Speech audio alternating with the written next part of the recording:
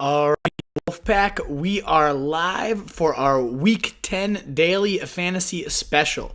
This is our first time ever going live for Daily Fantasy, so I hope you folks enjoy it. You can let me know what you think in the comments. Hopefully it goes well for you. Let me know any type of DFS or Week 10 sit-start. Obviously here to answer any and all types of questions you get. I, of course, am the Wolf of RotoStreet, rotostreetjournal.com, where we breed and feed fantasy football wolves. And we're here again for our daily fantasy live show. Usually I'm recording this with Jimbo Slice, but we're going to test it out here, try to get it live, see how the audience does here, if you guys enjoy it. If it works, let me know any type of feedback. I'll be checking the restream chat. Hopefully that's going to work well here. We're also on YouTube and Periscope live right now, again, giving this a test run to see how it goes. As a preview, we are a GPP-focused or tournament-focused DraftKings-style show, and specifically, we're looking at that main slate, the 1 o'clock to 4 o'clock Sunday, so no prime time. They're really trying to get that millionaire lockdown here for you, so come on in, check it out. Let me know, again, any sit-start questions you have for the week, and also some DraftKings stuff. I don't know if daily fantasy is your stuff, but we want to give this a test run and see how it goes for you guys. Alrighty, looks like we got Denny, Jennings, Dylan, Saul, all our guys here.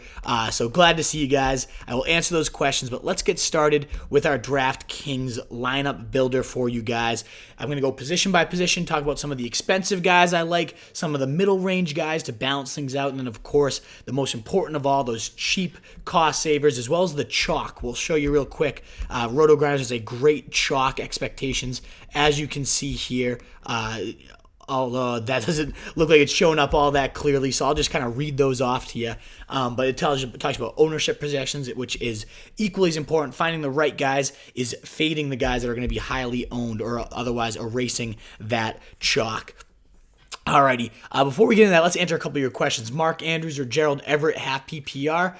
I feel like I gotta go Mark Andrews there, Sal. They're facing Cincinnati. They should move the ball with ease. They're going to be in the red zone plenty. Gerald Everett has the better matchup on paper, but ultimately I like that. Dylan Adams, I know it's early, but should I worry about Hunt when I have Chubb? Yeah, I'd be a little bit worried. They haven't really been all that committal to Chubb anyways, with Hilliard playing around 35% of the snaps. That's Hilliard. Hunt is one of the better running back talents in the league, so now that he's back, I'd be concerned even if he just gets Hilliard's 35-ish% snap share. You can't feel great about that. This is a guy that's going to do more with that 35% snap share than Hilliard ever did. So yeah, I'd be very worried. Freddie Kitchens has shown no consistency, no promise to any of his guys. So yeah, I'd be worried. And also Kareem Hunt, we're going to talk about in a second for this lineup builder. He's only $3,000 on DraftKings this week, so a great value there for Kareem Hunt as well. My main man, hope you're having a great day. Thank you, Corey. I hope you're having a great day as well. Mark Andrews or Mike Gesicki.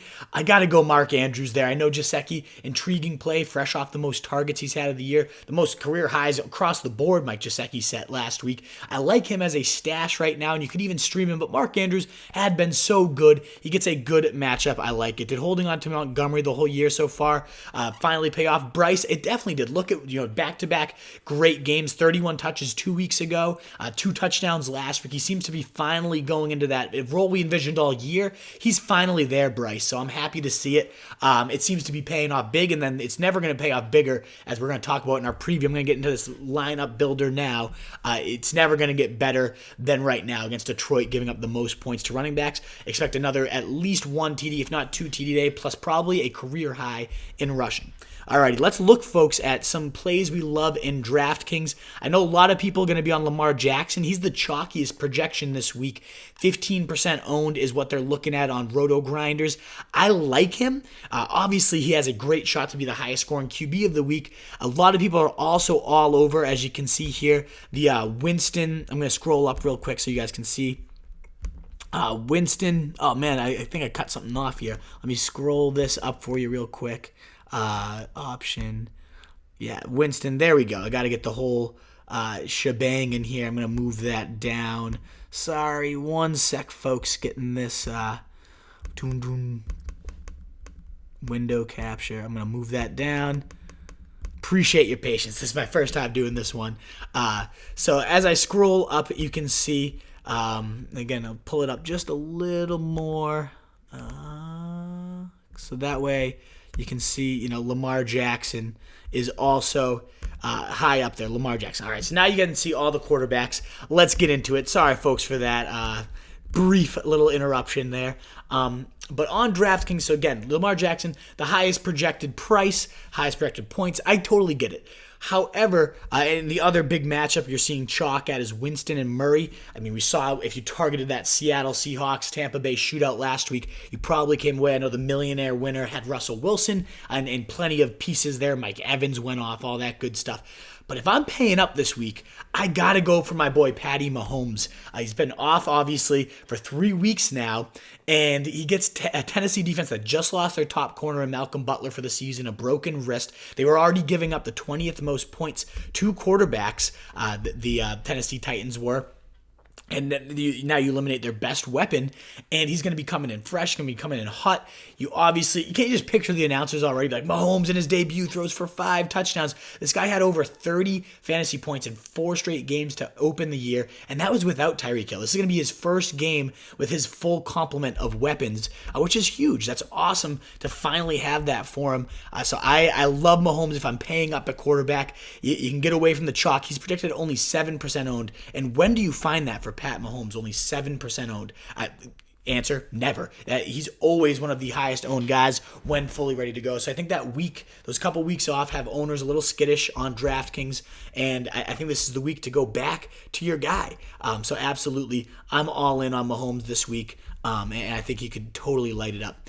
Behind him, again, a lot of people are going to love Winston. A lot of people are going to love Murray, and I totally see why. I think that's the projected highest score on Vegas, and I mean it makes sense. Both are awful pass defenses. The 30th for 32nd. You should see tons of passing yardage, tons of air yards throughout that day. So yeah, both of those plays are great if you're looking to spend up. But again, to get some away from the chalk a little bit, those are the second and third highest, Winston and Kyler Murray, projected owned guys. I'm going to go there. If not doing that, and continue scrolling down here, I'm going to show you actually my favorite play of the week. That's Ryan Tannehill at 5,100 at quarterback. That's the guy I'm going to the most right now because I like to spend up at all the other positions. You see Ryan Tannehill right there. Only 5,100 on DraftKings this week. That is an absolute bargain. You guys can't really see I can see you can't really see the prices too well there. Sorry about that. And I don't know if this is laggy. Let me know if it's getting a little laggy for you guys. I want to make sure I get to that. I see all your questions coming in, so I'm going to make sure I get to those too. Don't you worry. I'll make sure to get to all your questions here. But I love Ryan Tannehill coming up this week for DraftKings at 5,100. That's the guy I'm going with most because as much as I say I love going Mahomes, I kind of like going Mahomes' other options like Tyreek Hill, Travis Kelce, getting those guys and then saving the money and getting Ryan Tannehill in my lineup because he's going against him. He's going to be playing catch-up, in my opinion, all day. The guy has 23, 19, and 28 fantasy points across his last 3 games as a starter. That's QB5 since he took over the job. And he's priced as the QB 20 here. So ultimately in a great spot, the 25th most points to quarterbacks. The guy's thriving right now. I really like Ryan Tannehill to dominate this week. So he's my quarterback play locked into DraftKings right now. Daniel Howland, do I play Metcalf this week or Pascal? It's a great question. I really like Pascal. I have him at wide receiver 24. We're going to talk about wide receivers in a second on DraftKings. But I really like him. Facing Miami, I mean, you don't really need much of an introduction there. Obviously, one of the worst cornerbacking crews. They lost David Hauer, their only talented guy. They traded away Minka Fitzpatrick. They got nobody in the secondary there. So, yes, I absolutely love Pascal. Lit it up 92% of the snaps, touchdown, most targets, 70 yards, and a score last week. I'd expect something very similar. He's my wide receiver 24 for the week, so I like that. Hunt, Murray, or Drake this week, asks TN. I'm guessing Murray means Latavius. You can't trust him with Kamara back. So then it comes down to Hunt or Drake, and it's Hunt's first game. We just saw Drake light it up. He also gets the hardest run defense in terms of DVOA, though, in Tampa Bay. But I don't know how much of that matters this week because of how good the Arizona offense uses their running backs. You get David Johnson. He's fully practicing. He's back at full speed. So I'm expecting Drake to get back to second fiddle. This to be the David Johnson show. But I still think I lean him after he thrived. I think he get plenty of reception points. I don't know if you can trust Kareem Hunt quite yet. Could blow up, and I love him at 3K on DraftKings, as I'm going to say here. But I lean the other way. And then Josh on YouTube. God, we got some YouTube viewers here tonight. Should I start Melvin Gordon, David Montgomery, or Hunter Henry as my flex, half PPR? I'd have a hard time sitting Melvin Gordon against Oakland last night, fresh off a 2 TD day. Uncoincidentally, comes right as Anthony Lynn retakes over as a play caller. Remember, this guy had 11 out of 14 running backs go for over 1,000 yards whenever he was the running backs or offensive coordinator coach.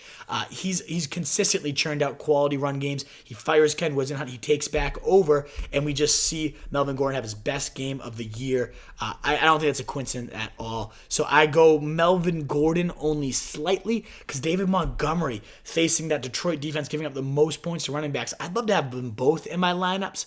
To me, though, I'd have a hard time sitting Gordon off his best game as a pro. Not as a pro, but of the season. He seems to finally have shaken off that rust. So, Josh, I go Melvin Gordon. Danny, I'm going to hit your question next, and then we're going to get to running backs on DraftKings. I have Alvin and Singletary at running back and Devonta at wide receiver. Need another wide receiver and flex out of Eckler, Golden Tate, DJ Moore, and Crowder. I think I'm leaning definitely Golden Tate there. We're going to talk about wide receivers on DraftKings. The Jets give up a ton of points. I think the fifth most to wide receivers. And then you got no Evan Ingram, no Sterling Shepard.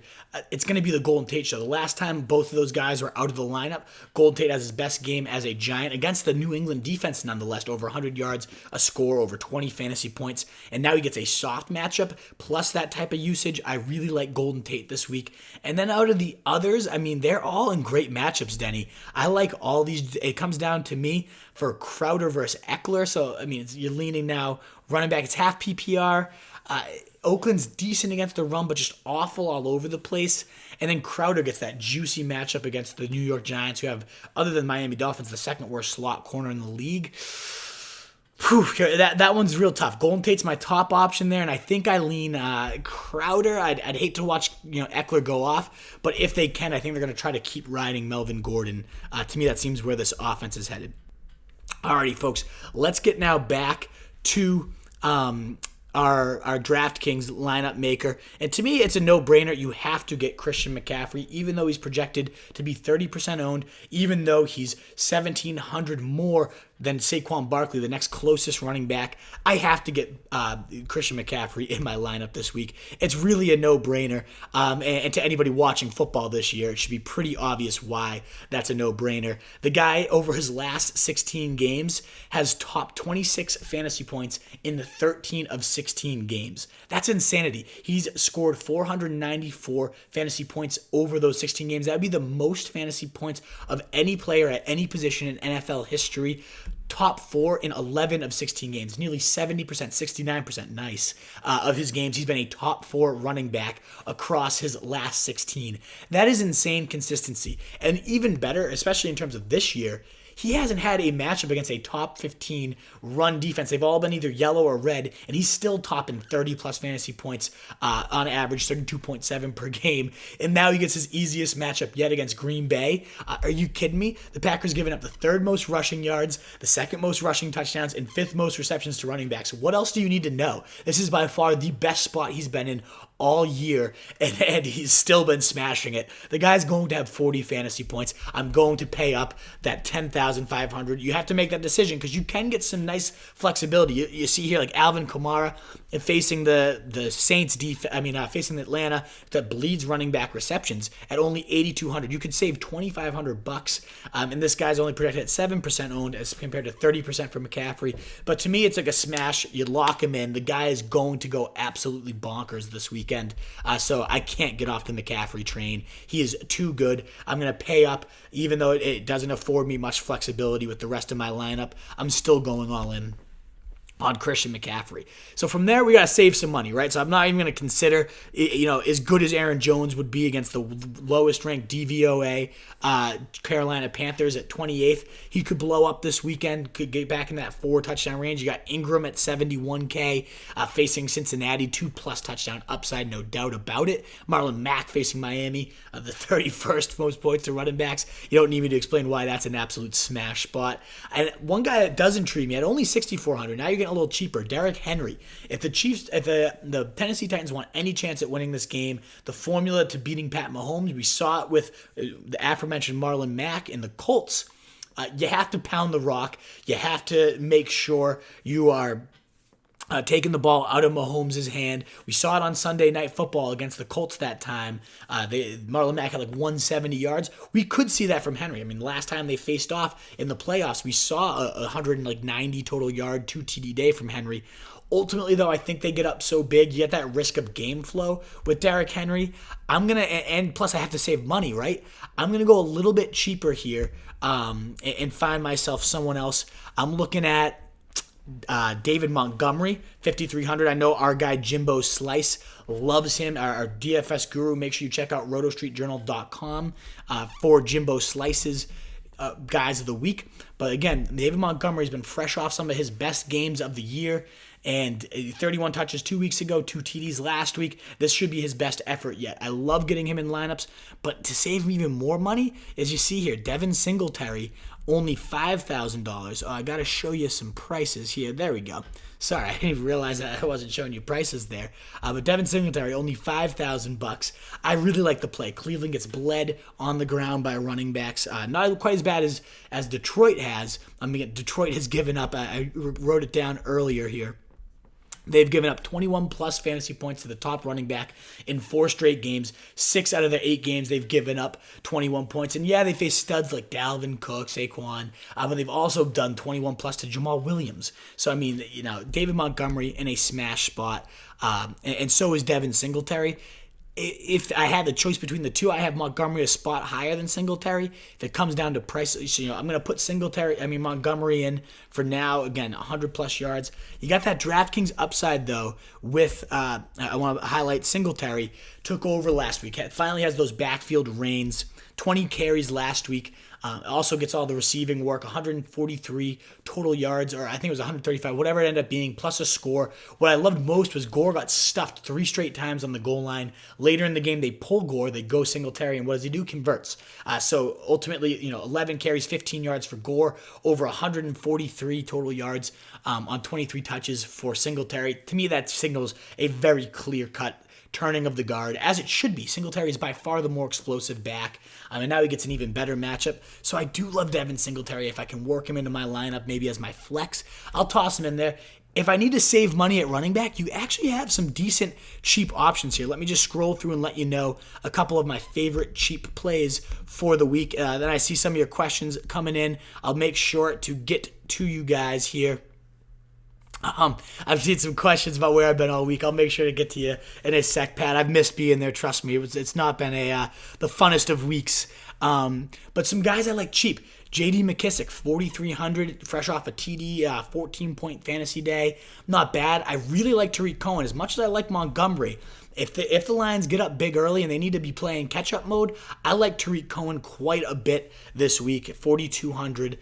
Huge fan of that price range. I like Montgomery more. Obviously, at only 1,100 more, I'm going to try to pay up for it. But nobody would be shocked if it's Cohen who has 2 crazy touchdowns because this team is so bad at tackling and getting to the running back.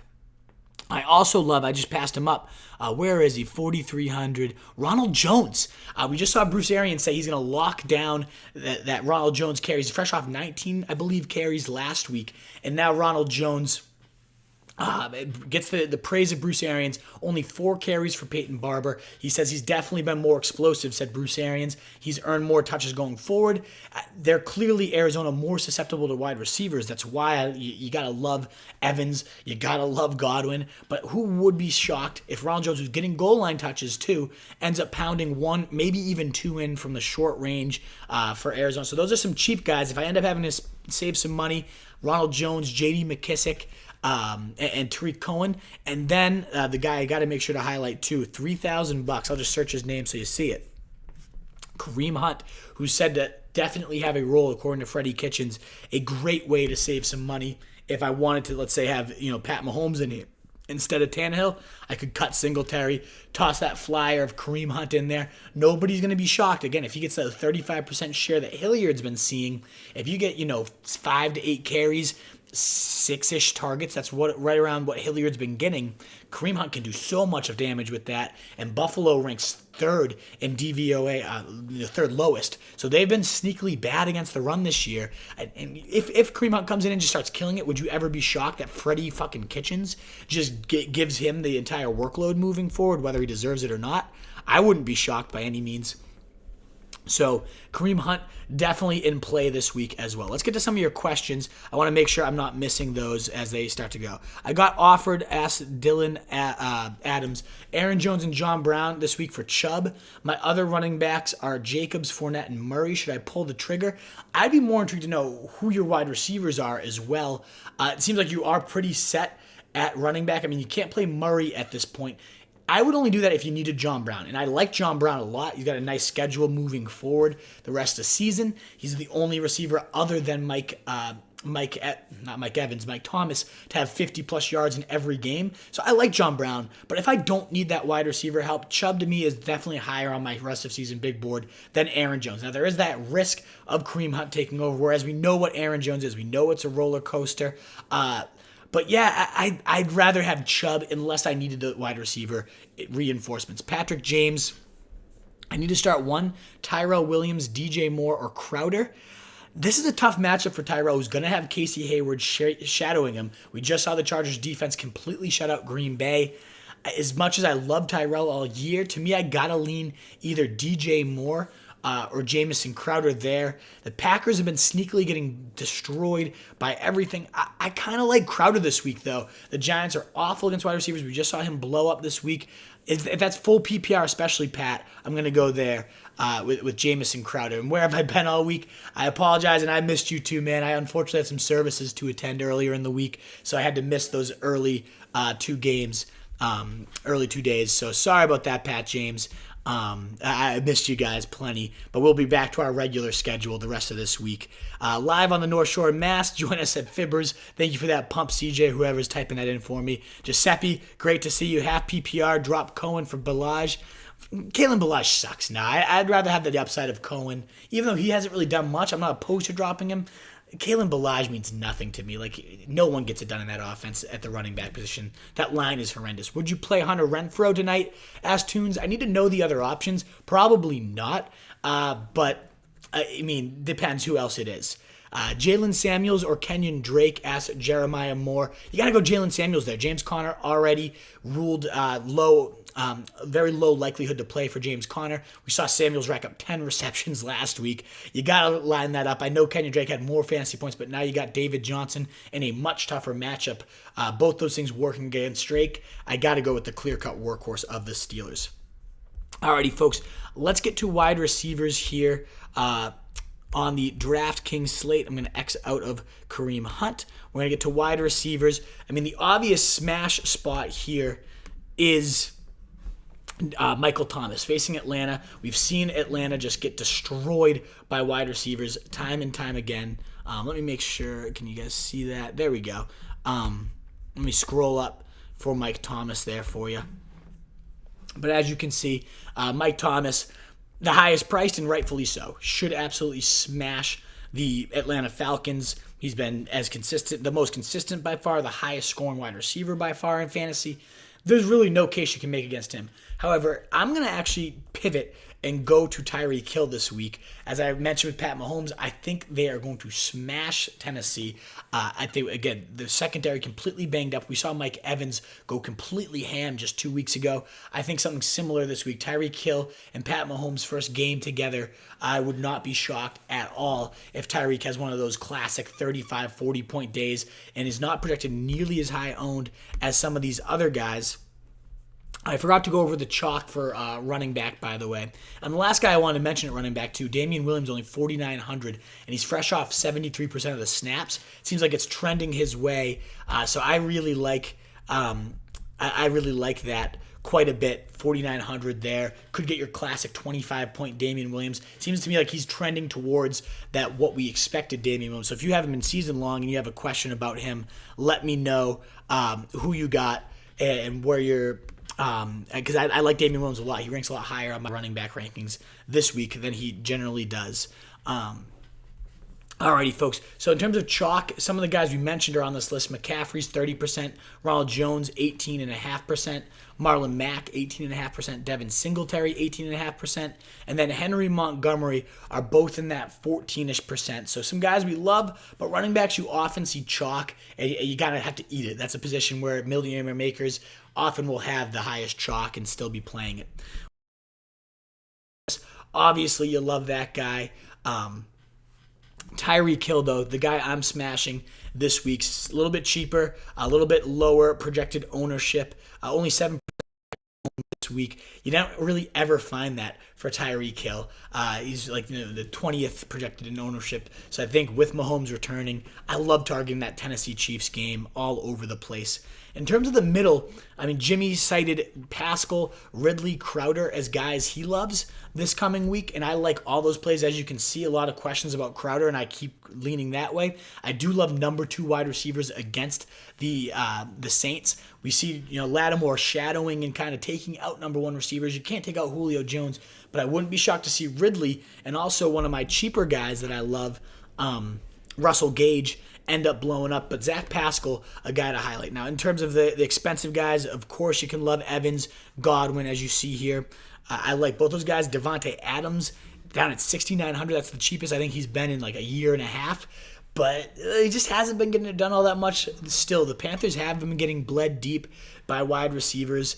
I would not be shocked to see them give up a ton more points again, but to Adams, let's see him get back on track. I do love Odell Beckham, 6,100. We saw Baker Mayfield come out today and say, I'm going to force feed him the rock. So, that's a promising development for him. Gets Tre'Davious White, so a tough matchup to force feed. But anytime Odell's cheaper than Marvin Jones, you have to take a peek at that. Could be the week to play him. Clearly, with the way my lineup is, though, I only have 4,100 remaining per player, and I'll save at tight end, I'll save at defense, but I don't have a ton to save at wide receiver. I do love Golden Tate at 5,900 right now. You got Ingram out. You got Sterling Shepard out. That could be an absolute smash spot here for Golden Tate. So I like playing him quite a bit.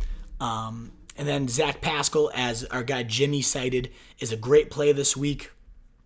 Crowder at 5,000, a great play this week, but I got to go cheaper at this point because, again, I have no money right here. So let me just kind of throw in my defense. I'll let you guys know right now the one I'm going in every single league, and they're the 5th to 6th highest percentage owned, and I think it's a smash spot, are the Steelers.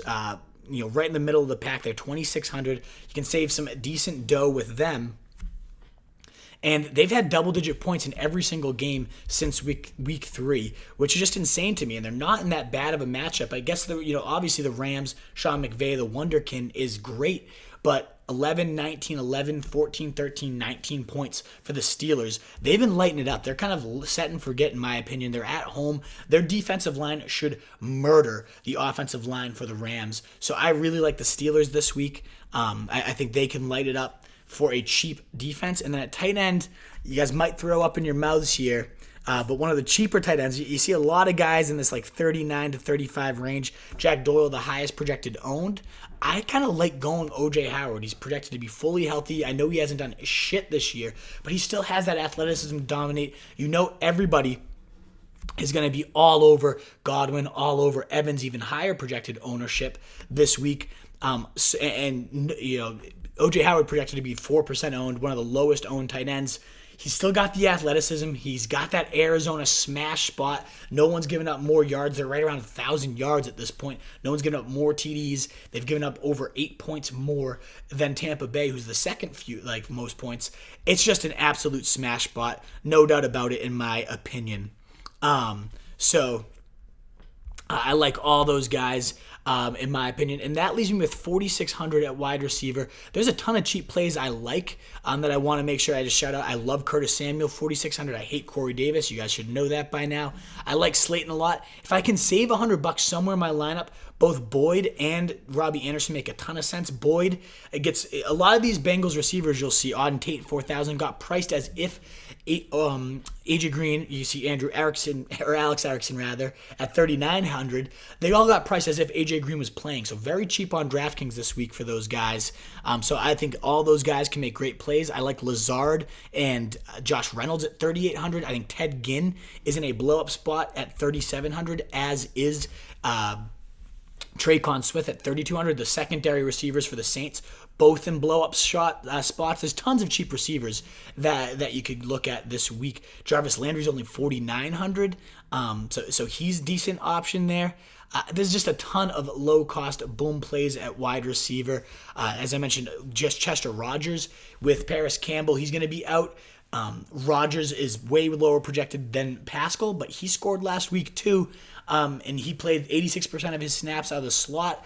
Miami's corner Chris Gammons is the second worst. We targeted Crowder versus him last week, and that worked out money on one drive. Crowder made that pay up. And then also Slayton, I wanted to make sure to point out for the Giants. We mentioned with Golden Tate, we love how he's in that complete target hog mode.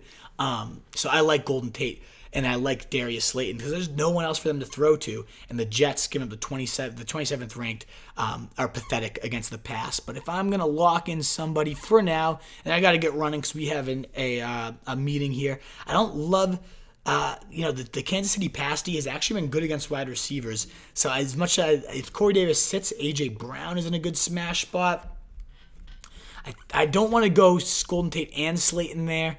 To me, I'm going to throw in, for now, Curtis Samuel. I'm going to see if I can save a little bit of cash elsewhere. I could also go Kareem Hunt. That would get me to 6,600 for wide receiver. I don't love the guys that gets me to. I could get me Odell Beckham there as an option.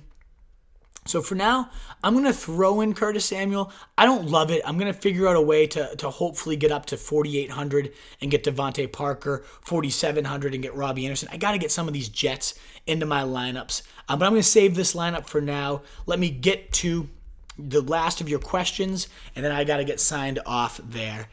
Get 'em, Wolf. Who else do we have here? I missed some comments. Oh, fuck.